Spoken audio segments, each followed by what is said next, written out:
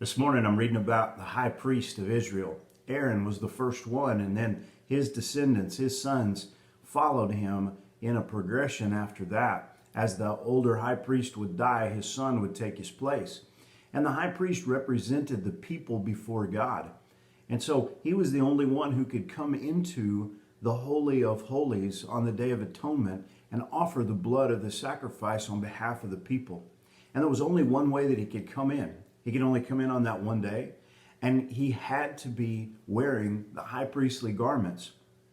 He was the only one that could wear them. And so these garments consisted of certain colors, an ephod that was built a certain way, a breastplate that had the certain stones on it with the names of Israel on it, particular shoulder pieces that had the names of Israel on them. The Urim and Thummim were set into the breastplate, a mitre that Aaron would put on his head that he wore. The mitre had a crown on it that said holiness to the Lord. And his garment on the bottom had little pomegranates and bells sewed into it so that as he moved, he could be heard with the ringing of the bells. And the Bible is really clear. It says in Exodus 28:12, thou shalt put the two stones upon the shoulders of the ephod for the stones of memorial unto the children of Israel, and Aaron shall bear their names before the Lord upon his two shoulders for a memorial.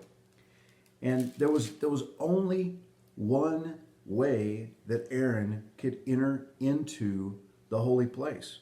It says in chapter 28, verse 35, it shall be upon Aaron to minister, and his sound shall be heard when he goeth into the holy place before the Lord, and when he cometh out, that he die not.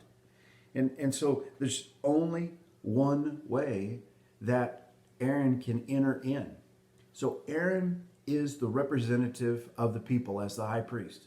He can only come into the Holy of Holies one time on one day of the year.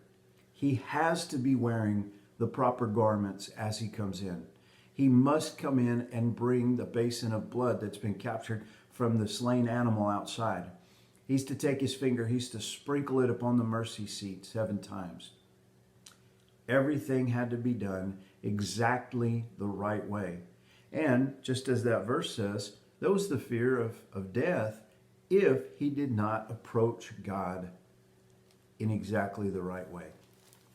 Only one way that he could come.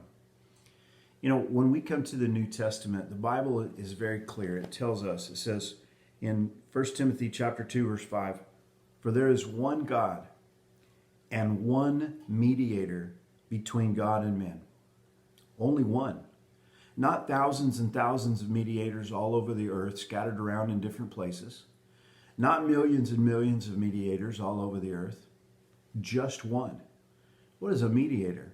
Well, a mediator is a go-between between two parties. So we need a mediator to represent us before God and to represent God to us.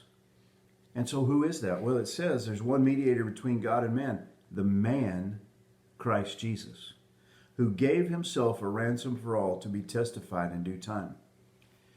There's only one mediator, but he's the mediator for all. And just as Aaron could only enter into God's presence in the tabernacle one way, he could only do it at God's invitation on a particular day, dressed in the particular garments with the right sacrifices. So Jesus tells us there's only one way to get to God. He says in John 14:6, Jesus saith unto him, I am the way, the truth, and the life. No man cometh unto the Father but by me. There's only one way to God. It's through Jesus Christ. But he is the way to God, and he has offered himself, his sacrifice, his love, his forgiveness to anyone who would trust in him. His mediation is absolutely available to every man, woman, boy, and girl on the planet. Are you going to God through Jesus? I hope that you are. I hope that you know him. You need to trust in Jesus. You can be saved, and you can know God. Have a great day.